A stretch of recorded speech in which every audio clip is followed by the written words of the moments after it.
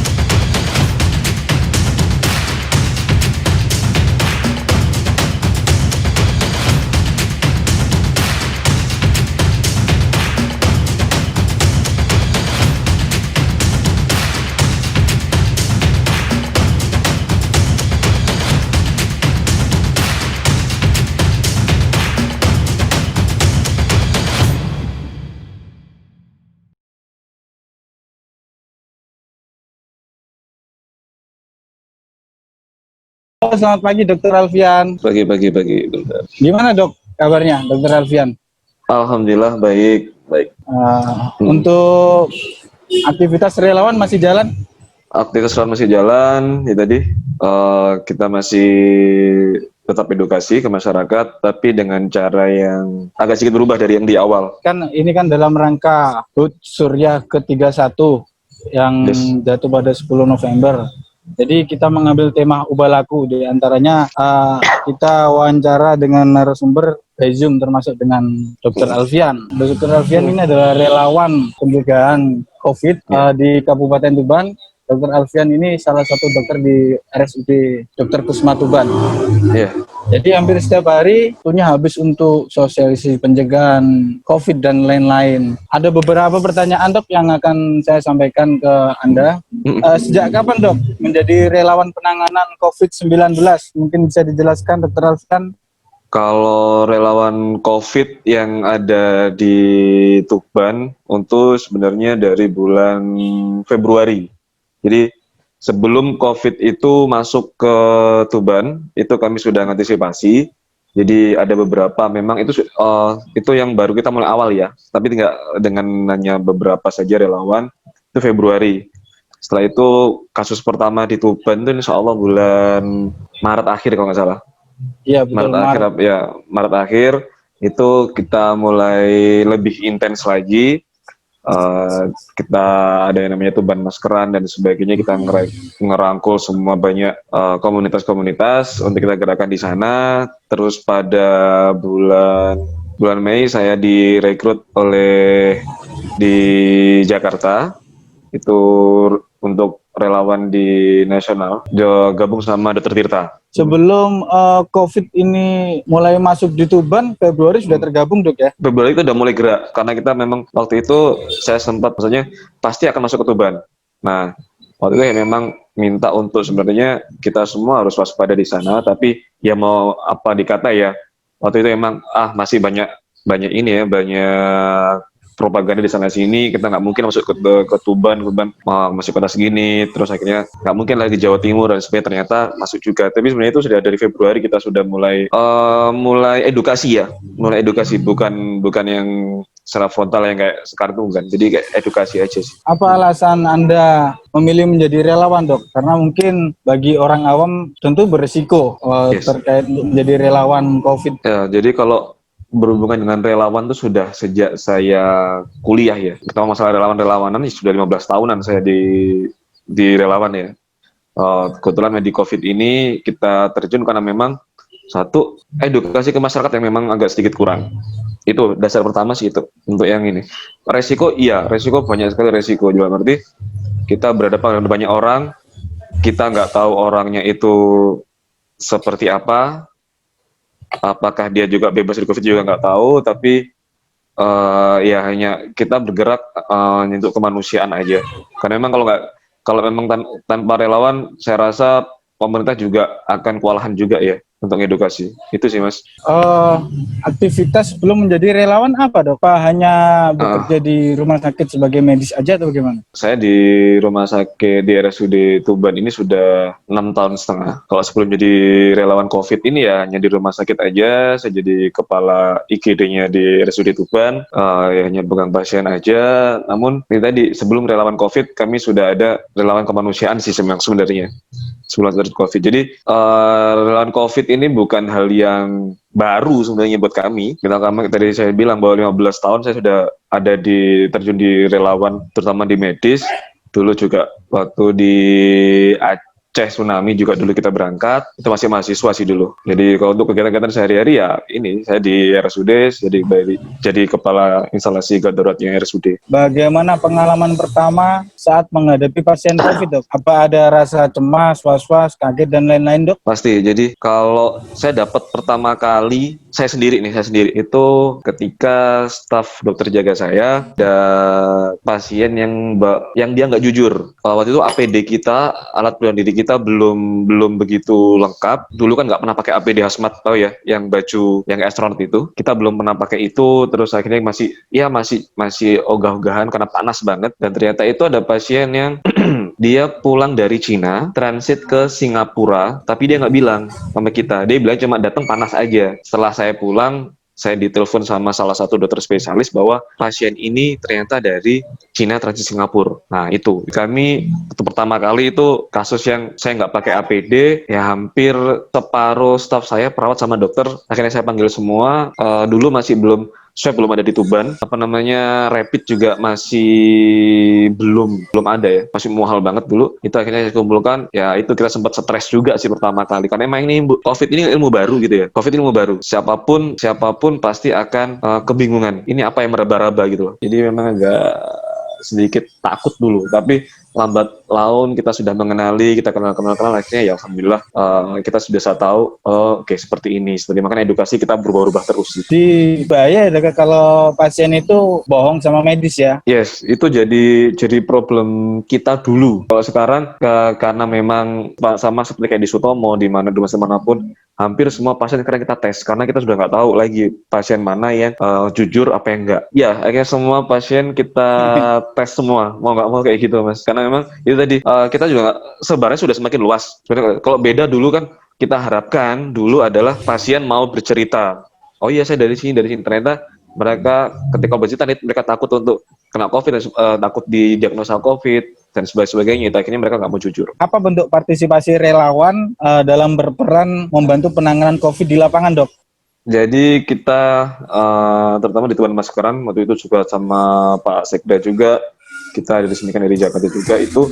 Jadi kami terjun langsung ke lapangan, Mas. Terjun ke lapangan, biasanya kerjasama dengan polsek-polsek setempat. Saya dulu pertama kali ada gerakan itu juga kita izin ke Wakapolres. Saya minta izin, dan resminya akhirnya bisa dari semua polsek. Jadi kita semua terjunnya ke kecamatan-kecamatan. Kita terjun ke lapangan, alhamdulillah dibantu sama teman-teman pihak kepolisian polsek setempat. Nah, itu kita bagi-bagi masker dan edukasi. Itu dulu, bagi-bagi masker dan edukasi. Ternyata ya ada yang cuma dapat masker langsung dimasukin kantong dan sebagainya. Itu nggak sedikit kok dari komunitas ataupun instansi pemerintah yang bagi-bagian masker. Namun akhirnya jadi percuma. Kasihan para donatur atau orang-orang yang telah membeli masker dan sebagainya. Kenapa? Hanya cuma dikasihkan doang. Pak pakai maskernya. Oh iya, sambil jalan naik motor dimasukin kantong. Nah itu nggak hanya di Tuban saja.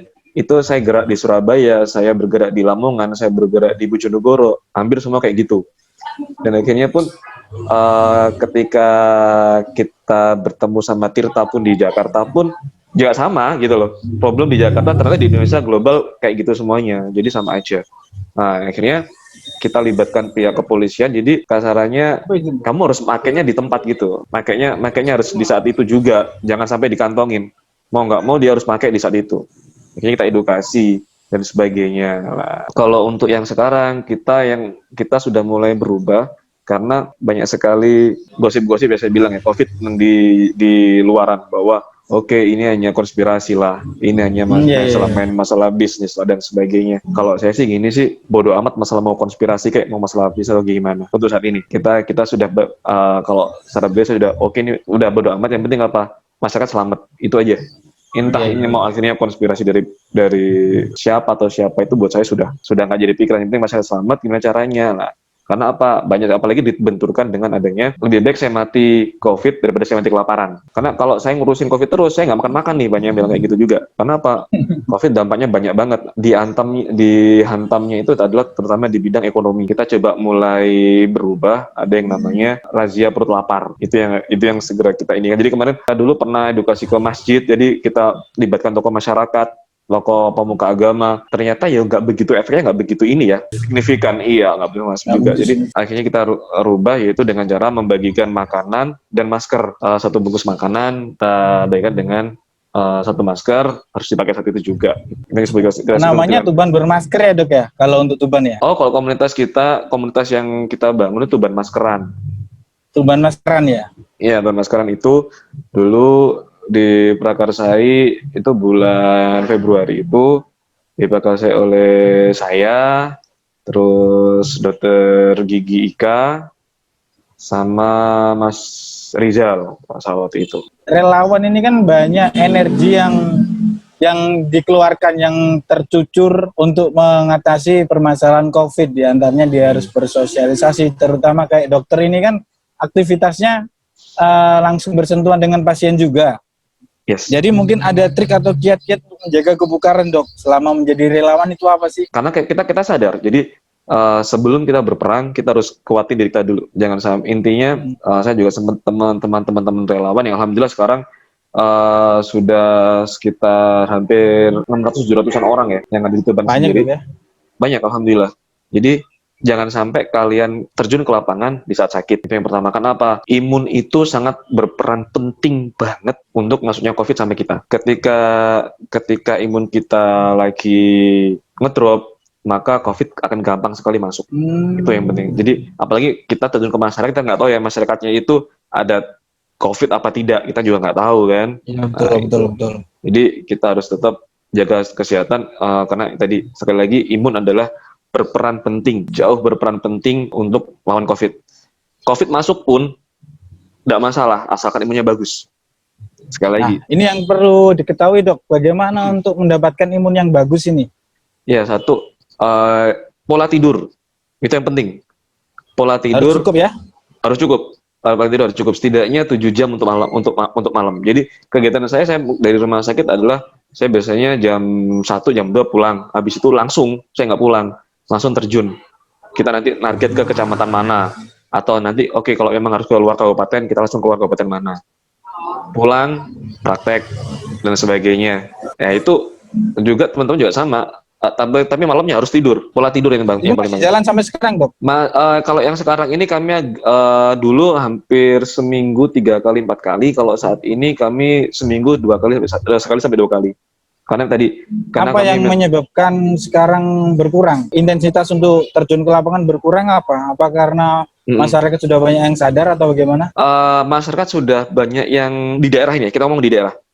Untuk masyarakat yang di daerah sudah mulai banyak yang sadar ya untuk maskeran. Karena mereka sepertinya kayak jengah gitu. Balik disuruh bikin pakai masker, selalu pakai masker. Akhirnya yaudah deh pakai masker aja gitu.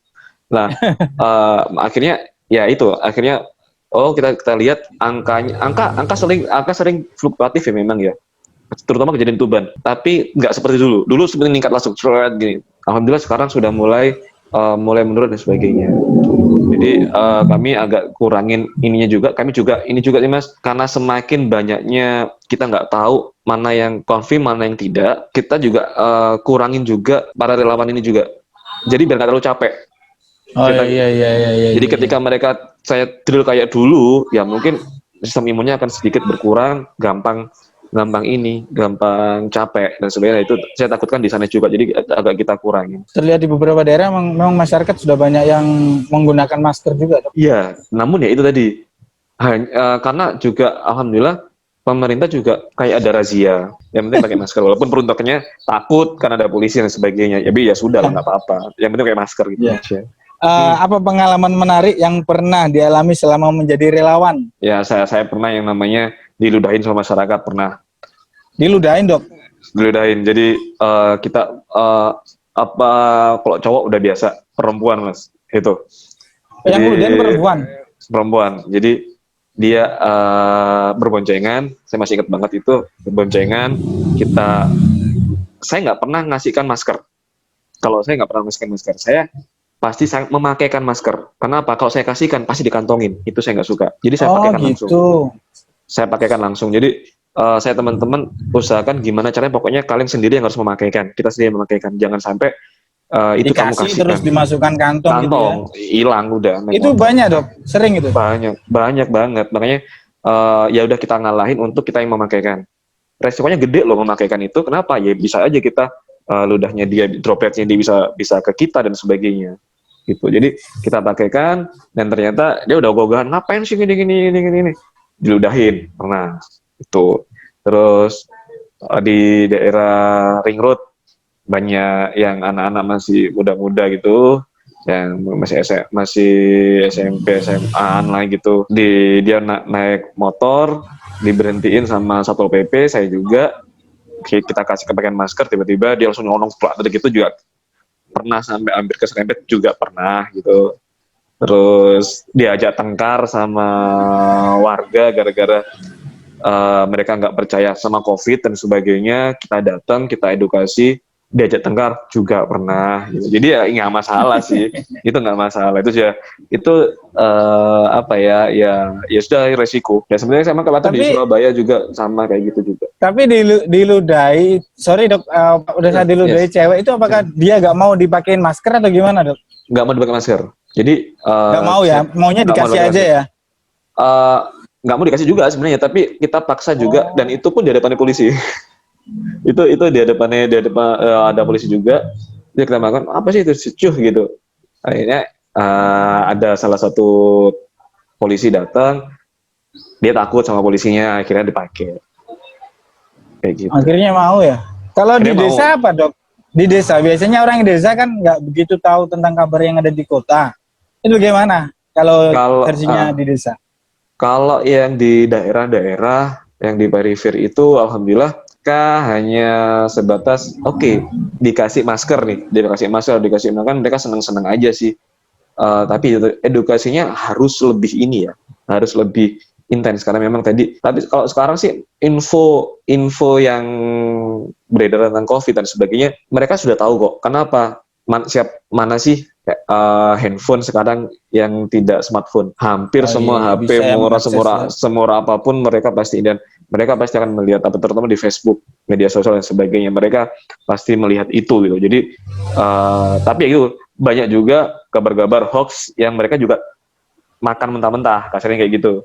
Itu yang kita kita concern ke situ juga. Jadi kita kumpulin mereka di balai desa, kita edukasi dan sebagainya itu. Dan banyak sekali ya itu perdebatan soal konspirasi dan sebagainya itu. Kalau menurut saya yang paling inti adalah bagaimana sikap keluarga atau dukungan keluarga terkait sikap Dr. Alfian yang memutuskan menjadi relawan ini bagaimana, Dok?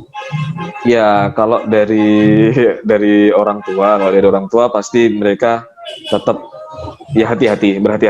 Tapi mereka sudah tahu saya sudah sejak kuliah dulu untuk terjun ke masyarakat dan sebagainya, mereka sudah tahu ya? Jadi mereka ya lebih berhati-hati dan ini yang dijaga dan sebagainya. Terus kalau dari keluarga itu sama sih, memang agak sedikit protes karena tapi mereka akhirnya sudah sadar kok, maksudnya berarti saya harus terjun ke masyarakat dan sebagainya. Dan itu juga saya pulang ke rumah juga dengan setidaknya saya tidak membawa COVID, intinya itu. Ada pola yang berubah, Dok. Jadi kan sebelum COVID mungkin Anda saat pulang ke rumah biasa aja ya. Tapi setelah COVID terlebih Anda jadi relawan ini, apa yang berubah? Saya bisa mandi sehari bisa 5-6 kali. 6 kali mandi. Biasanya sebelum Anda COVID berapa? Saya cuma 2 kali doang. Maksimal. Saya kalau sehari kalau saya COVID ini bisa 6-7 kali lah saya mandi tiap hari. Itu jadi Tapi itu ah. inisiatif Anda sendiri atau permintaan dari keluarga agar sering-sering mandi saat pulang? saya permintaan sendiri. Jadi kayak sering kayak gini. Saya pulang kerja gini, pulang dari rumah sakit, saya otomatis saya harus mandi sebelum saya masuk ke rumah. Biasanya kalau saya masuk ke kegiatan relawan pagi, setelah pulang rumah sakit, saya mandi dulu. Nanti setelah dari kegiatan relawan, sebelum nyampe rumah saya harus mandi dulu, berangkat saya mandi lagi, buat mandi itu terus. Jadi karena gini, kuman COVID itu kenapa dianjurkan itu dengan sabun dan air mengalir. Oh, sabun air mengalir. Iya, kenapa? Lebih baik itu daripada, jujur ya, daripada hand sanitizer. Tapi kalau nggak ada sabun dan air mengalir, ya pakai hand sanitizer. Kenapa kok Oh lebih iya. diutamakan sabun? Sih ada di postingan saya juga, saya dua edukasi kemana juga itu. Kenapa? Karena uh, struktur tubuhnya COVID itu paling banyak, hampir 60-70% ada lemak. Lemak hilangnya pakai apa? Pakai sabun. Keangkatnya pakai Iya, sabun, iya, sabun matinya pakai cair. sabun. Nah, ya seperti kayak inilah sabun cuci piring gitu Iya, kan. untuk penggorengan Nah, itu ya, wajan, ya piring dan lain-lain di kan.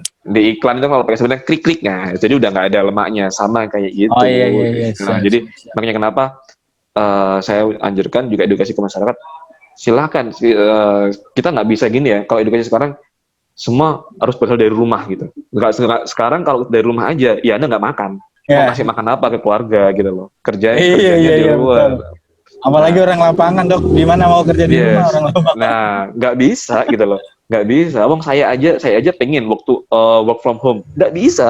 Ya kan nyatanya harus di rumah Di terus dan lapangan terus sebagainya. harus berhadapan dengan pasien ya. Iya, nggak bisa. Jadi Kuncinya apa, Dok? Berarti, Dok, kalau misal harus tetap bekerja di lapangan. itu tadi perbaikin sistem imun, iman, aman itu. Oh, siap, siap. Jadi Imun yang mana, uh, betul, betul. imun, terus mungkin sering-sering berdoa. Sistem imunnya tadi ya. Kalau dari sistem imunnya banyak kita makan makanan yang bergizi, banyak minum air, tidur yang cukup. Itu yang penting. Tidur yang cukup, banyak minum air, dan jangan stres. Dan kalau memang ada teman-teman yang lagi obesitas, sekali lagi yang obesitas, itu segeralah untuk berolahraga, segeralah untuk menurunkan berat badannya kalau memang ada obesitas. Gini ya, ini adalah penelitian ya, data yang saya dapatkan. Maksudnya saya taunya ini mungkin ada yang bisa ngoreksi. Kebanyakan yang meninggal dari pasien COVID adalah obesitas. Karena komorbidnya adalah obesitas. Walaupun Anda kena asma, loh dok itu kan yang kena asma gampang meninggal sebenarnya. Staff saya, dokter saya, asmanya asma berat. Alhamdulillah dia selamat. Karena apa? Ya dia nggak obesitas.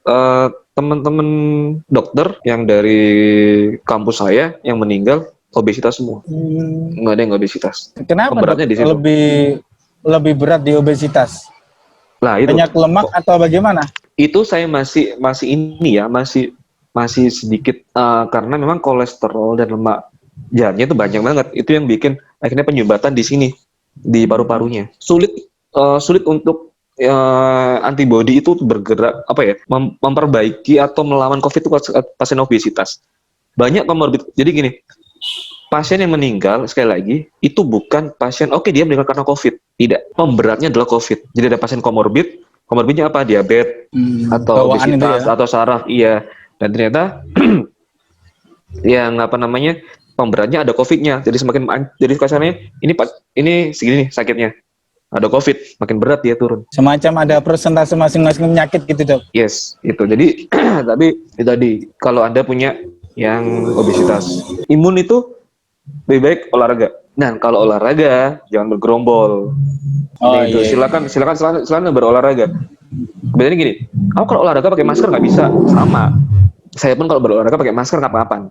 Ya caranya gimana kita ketika buka masker nggak ada orang kayak gitu.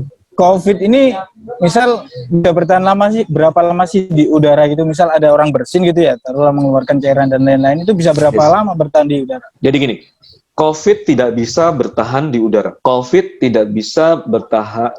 COVID nggak bisa hidup di keadaan kering itu. Jadi COVID bisa bertahan, COVID bisa hidup itu dalam keadaan basah. Dalam keadaan Makanya kenapa penularannya itu lewat air liur kita, droplet. Jadi kita muncrat itu kan dari air liur itu, ya, dia itu di situ. Gitu. Jadi dan itu bisa bertahan, ada yang bilang 18 jam, ada yang bisa 24 jam asalkan itu tetap ada airnya. Nah, jadi lewat udara sampai saat ini WHO pun belum mengeluarkan statement bahwa itu bisa lewat udara. Namun ada beberapa yang dari beberapa negara mengatakan seperti itu. Tapi kalau saya sih gini, selama patokan kita WHO, selama tidak ada dari sana seperti itu ya masih belum. Nah, untuk pemakaian masker juga kan sebenarnya bukan untuk melindungi kita. Masker sih gini. Jadi masker saya itu untuk melindungi Anda. Yes, biar dropletnya saya nggak keluar ke Anda. Sama, Anda juga sama dong. Sama juga. Karena saya sudah melindungi Anda, ayo Anda juga melindungi saya. Sama-sama melindungi berarti ya. Yes, jadi masker itu bukan. Oke, masker saya untuk melindungi saya, bukan. Masker saya itu untuk melindungi Anda biar nggak tertular. Sama masker. Karena kita nggak tahu kita sedang sakit atau tidak ya. Jadi lebih baik pakai masker. Siapa sih yang bisa menjamin bahwa masing-masing tubuhnya ini nggak mengandung COVID? Nggak ada yang tahu kan? saya pun bilang kayak gini. Saya pun bilang ketika saya diwawancarai beberapa teman-teman di radio juga, saya bilang, Anda wawancara dengan saya, Anda bisa menjamin nggak saya bebas? Anda juga bisa menjamin nggak Anda itu bebas COVID sekarang? Nggak ada yang bisa menjamin. Iya, kalau nggak swab nggak tahu. Yes, atau mungkin gini dong, jangan-jangan saya menganalogi sendiri. Jangan-jangan saya sudah pernah terpapar COVID, tapi karena saya nggak pernah swab, akhirnya lawan imun saya.